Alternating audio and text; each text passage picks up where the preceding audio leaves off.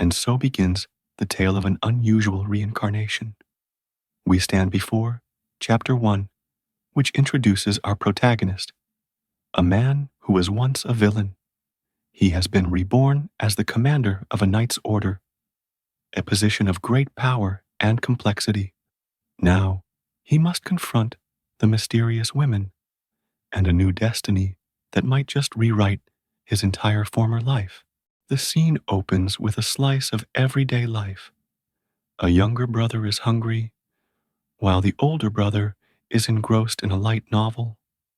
Though the brother admits the character, the knight's order's commander, is a downright scumbag.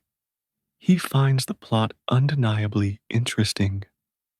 And it is at this very moment that the bold text flashes, marking the start of his journey, hinting that he is about to step into the shoes of the very scumbag he just read about.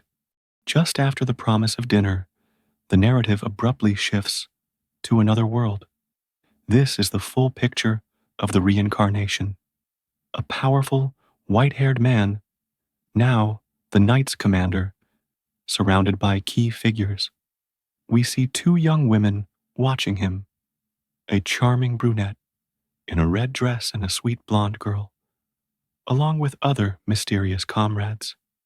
The grand, classic setting, with a sprawling kingdom in the background, confirms that the new adventure has truly begun. The scene shifts to a quiet frontier village, yet that peace is shattered by sheer terror. The villagers, including a mother clutching her frightened child, are desperately begging someone to take out that monster. But then our villain protagonist arrives, the knight's commander, who, arrogant and fierce, immediately roars, "Shut up!" He shows utter contempt for these countryside bumpkins who dare to challenge him and commands his subordinate, Aurelie, to silence them.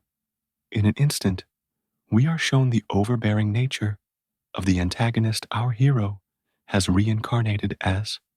While other knights are injured and struggling, unable to take down even small fry, the chaos escalates. A soldier rushes in with an urgent report. The Roach squad is asking for backup because 3 members have been injured. At this moment, the commander, despite scolding his subordinates for their weakness, displays absolute confidence. He gives a sharp command. "Tell the Roche squad to fall back. I'll take care of the rest." With a grim look, he turns away, ready to charge into the fray alone. Venturing into the dense woods, the enemy finally reveals itself. A large, ferocious bear-like monster, its jaws displaying terrifying fangs. As the beast emerges with a menacing thud, the knight's commander remains utterly unfazed. He gives a confident, almost smug smirk and challenges it. "So you've finally shown up, huh?" Without a trace of fear, he vows to tear his foe limb from limb in no time. The showdown between the reincarnated villain and the fearsome monster has officially commenced. Just as the knight's commander prepared to clash with the ferocious bear monster, a terrified scream rang out. To his astonishment, he realized a small child was running in panic, apparently having been hiding in the woods. In an instant, the monster lunged forward, letting out a terrifying growl and baring its fangs directly at the petrified boy. Now, the commander must not only fight, but also face the sudden responsibility of saving this innocent life. Despite the perilous situation, the knight's commander remains arrogant, declaring, "Humph, just what I'd wanted." He decides to take advantage of the bear being distracted by the child to split it in half. His sword flashes, but just then, something unnatural occurs. A strange, sharp feeling washes over him, putting him on high alert.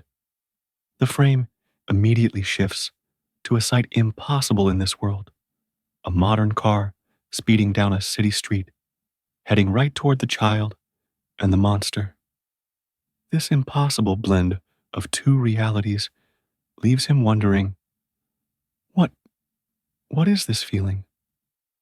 Following the strange feeling and the fleeting image of the modern car, a blinding light illuminates the face of the fleeing child.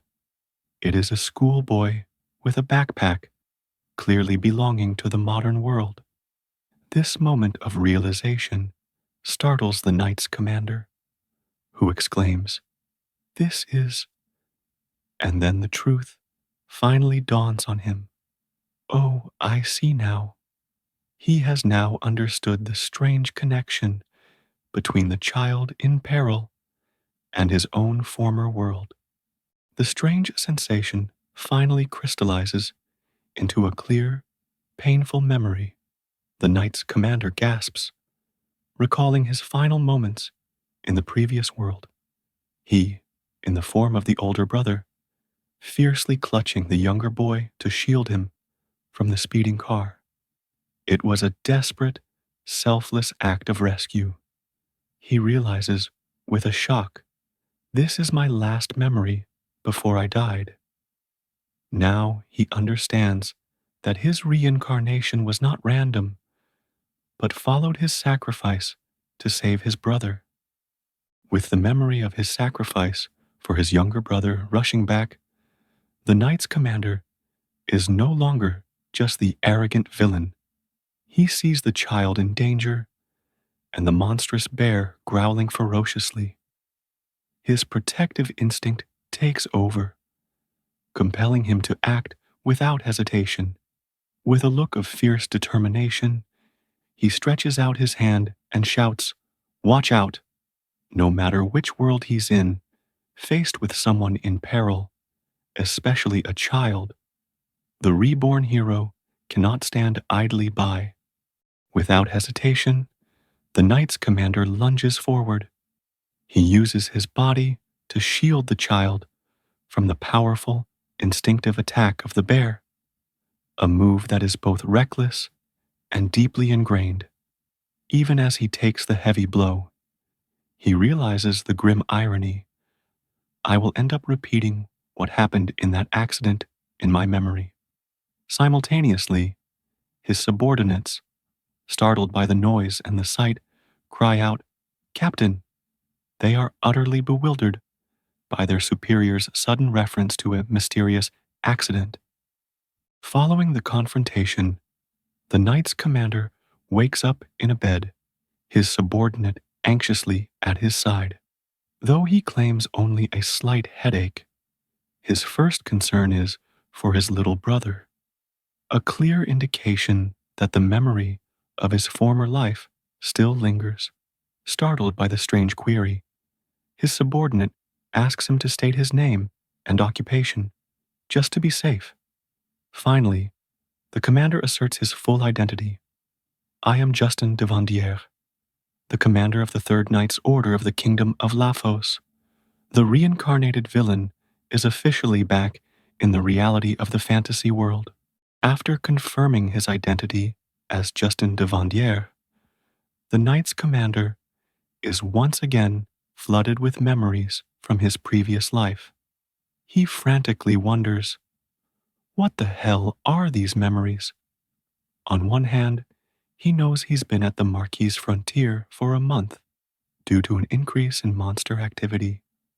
On the other, he vividly remembers being Naoki Mayoka, the eldest son of a large family, 8 siblings, who sacrificed himself just before graduating university to protect his little brother from a speeding car. Naoki's memories and Justin's reality are violently clashing, forcing the reborn hero to confront 2 lives coexisting in his mind. With all his memories rushing back, Justin de Vandière connects the dots.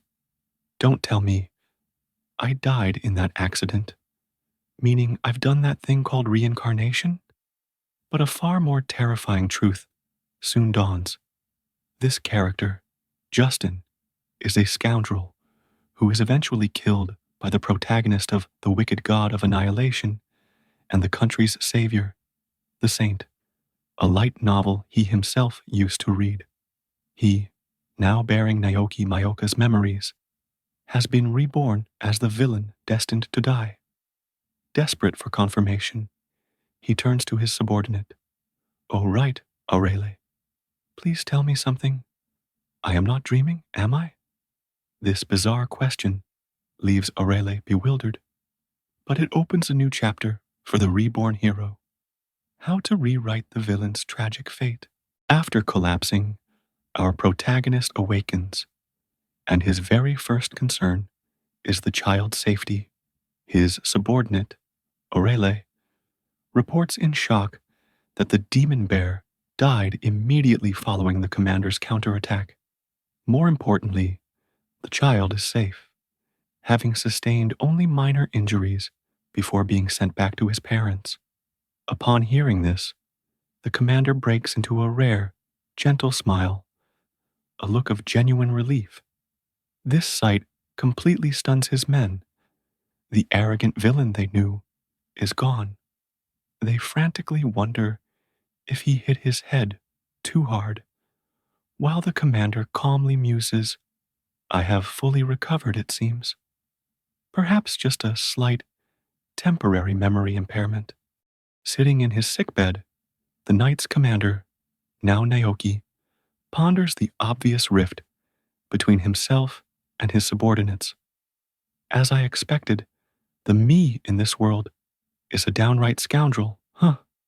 This realization brings on an uncontrollable flood of emotion, and he covers his face, weeping. "Nah, it just hit me how pathetic I am," he admits. His subordinate, Aurelie, is utterly panicked, checking on him repeatedly and worrying that the commander suffered a serious head injury. Meanwhile, Commander Justin whispers in remorse, "I have done such terrible things up until now."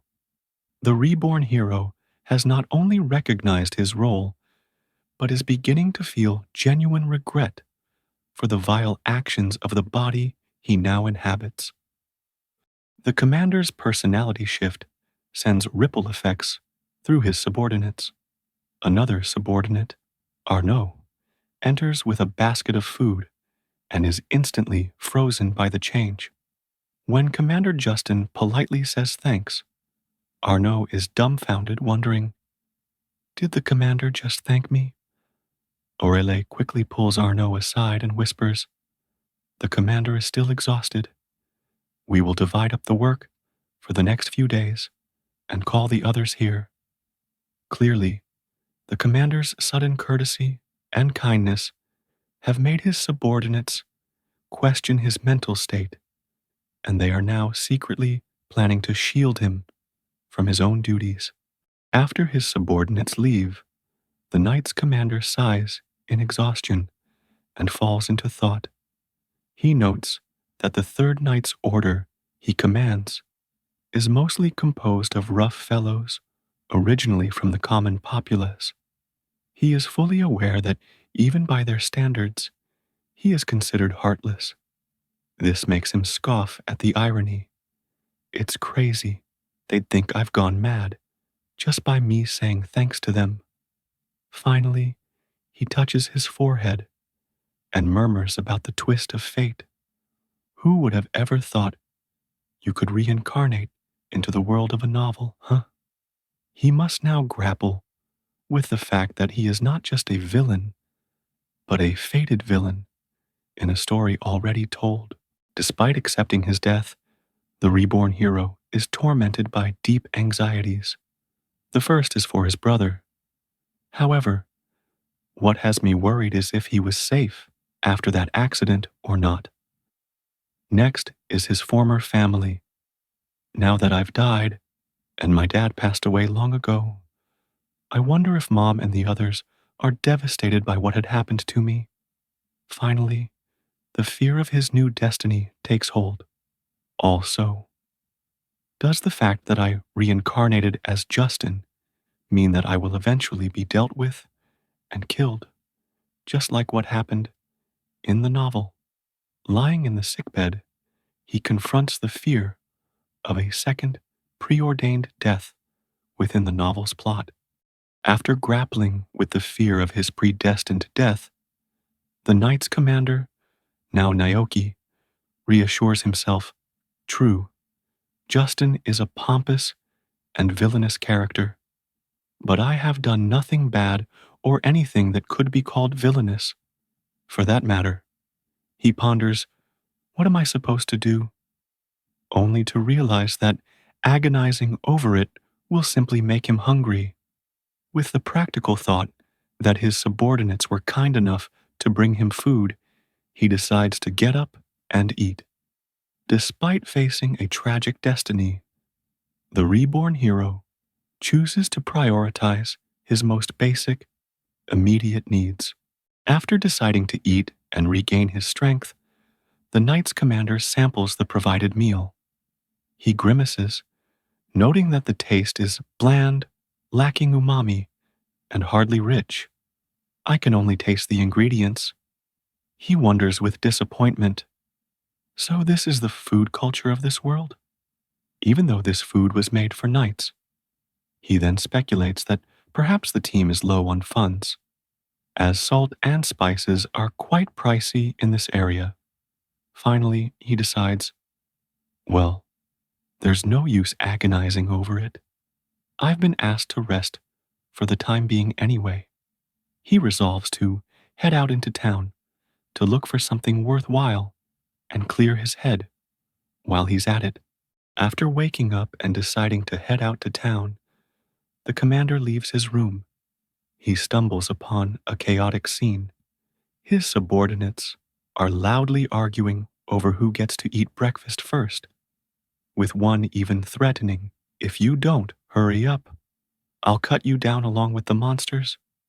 Hearing this, the reborn hero, with a completely different, calm demeanor, gently intervenes. He bids everyone good morning and softly tells them to quit causing trouble for the cook. This unexpected act causes the angry subordinate to yell out in shock, "Ow! Whoa! What's the big idea, Commander?" The arrogant villain is truly gone, replaced by a composed and caring leader. Disappointed with the world's bland food, Commander Justin Naoki goes to inspect the kitchen. He intervenes in a brawl, politely apologizing to the cook and instructing his subordinates to mind their manners. This polite intervention astonishes his men, who whisper that he's scolding them like a mother. Realizing the issue is the lack of spices, Justin decides to head into town to find some. After his kitchen inspection, Commander Justin Naoki politely apologized to the cook and instructed his subordinates to mind their manners. This gentle, caring demeanor utterly stunned his men. They whispered in fear, thinking he was scolding them like a mother would. The leader's sudden shift in personality caused a deep shock throughout the entire squad. Despite his subordinate Orle's worried suggestion to rest after his injury, Commander Justin Naoki offered a reassuring smile. He delegated his duties to Orele, gave a sincere thank you, and resolutely walked out of the base gate. The reborn villain officially begins his journey to rewrite his destiny in this new world. After leaving the base, Commander Justin Naoki steps into the frontier town, finding the fantasy world off and unfamiliar. Recalling his goal to improve his men's meals, he heads toward a shop for ingredients. He resolves to look confident and keep a smile while dealing with vendors, officially beginning his journey of survival and rewriting his destiny. Despite telling himself to smile, Commander Justin's Naoki face radiated the familiar arrogance and menace, terrifying the shopkeeper. The shopkeeper stammered a greeting, astonished by the visit. Justin casually stated, I just want to buy some stuff. Clearly, despite his internal change, Justin's powerful appearance still commands fear. Commander Justin Naoki was relieved to find familiar spices, but was quickly horrified by the exorbitant price, equivalent to a commoner's annual income. Despite the shock, he completed the purchase. Finally, Justin turned to the shopkeeper with a serious look, stating he had something to ask, indicating a larger plan beyond just buying seasonings. After buying spices, Commander Justin Naoki asks where to buy herbs and is directed to the drugstore. He then realizes herbs can be used as medicinal materials. Clearly, his plan goes beyond just cooking, as he intends to leverage his old world knowledge of traditional medicine to solve problems. Commander Justin Naoki examines his new magic bag. Simultaneously, he overhears a group of women whispering about him. They are spreading the disturbing rumor that he is trying to put the moves on the fiancée of the crown prince. This rumor confirms Naoki's worst fear.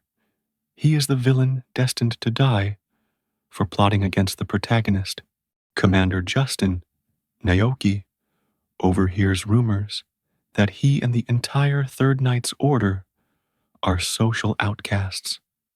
The townsfolk claim he was kicked out of his home and put into the squad known for its terrible upbringing. They grudgingly concede, however, that Justin is still a formidable warrior capable of defeating monsters on his own. After leaving the merchant, Commander Justin Naoki conceded that people hated him because the Third Knight's Order was known as a violent bunch. With renewed resolve, he asserted, "I need to improve the reputation of the Knight's Order as a whole, not just me." He then resolutely marched toward the drugstore to execute the next step of his plan. At the drugstore, Commander Justin Naoki finds the shopkeeper loudly shooing away children who demanded herbs without money. Justin intervened, stunning the shopkeeper. He then walked up to the kids, politely asking, "Why do you need herbs?" starting his journey to redeem his reputation by aiding the vulnerable. The children told Commander Justin Naoki their pitiful story. Their father was injured in the army and now only drinks, and their mother is ill. Shocked by the tragedy, Justin wasted no time. He turned to the shop owner, commanding him to give the herbs to the children, and affirmed, "I will pay for them." The villain begins his path with an act of genuine kindness. Commander Justin Naoki smiled to reassure the children, calling the payment for the herbs merely an extra tip. In exchange, he requested to meet their father. After assuring the worried girl that he would do no harm, Justin accepted the offer, officially stepping into the life of the man he was determined to help. Commander Justin Naoki reflects on the injured father, who turned to drinking because he felt like a burden on his family. He is enraged by the greatest injustice. The man received no compensation after being injured and discharged from the military. Determined to rectify this, Justin affirms, "I will ask for an audience with the Margrave as soon as I'm back to find a way to help." After providing help, Commander Justin Naoki patted the boy's head and instructed him to take care of your parents. In response, the children expressed deep gratitude and called him Big Brother. Justin smiled and said, "Thanks."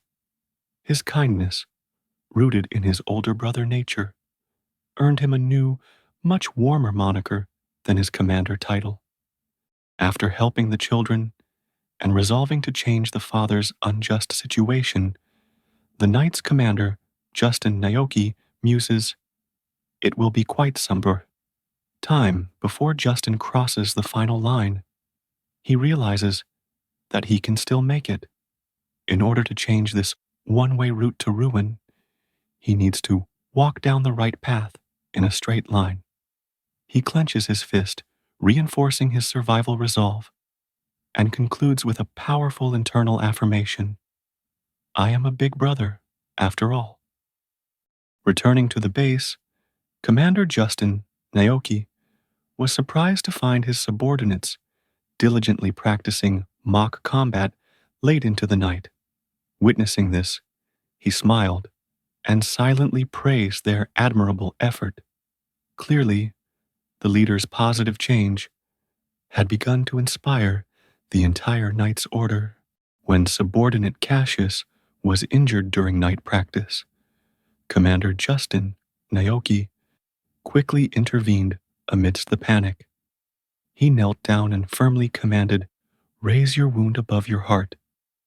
This swift and precise action shows that Naoki's first aid skills are being utilized to care for Justin's troops. After first aid, Commander Justin Naoki explained that healing magic wouldn't regenerate the lost blood. He simultaneously strictly ordered the others to continue training and gently offered Cassius his shoulder to get him to the treatment room.